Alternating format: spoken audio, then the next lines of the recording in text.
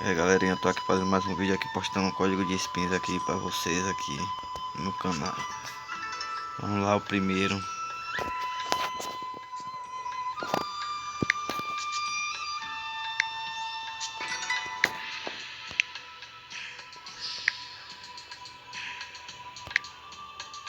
Esse aí deu 10. E o outro eu já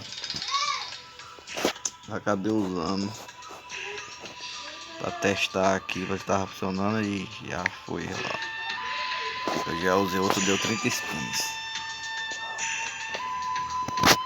10 de 1, achei pouco, é um código de spin de 10. Só era mais a gente deixar aquelas caixinhas de presente lá. O cara enchia bem mais rápido. Então é isso aí.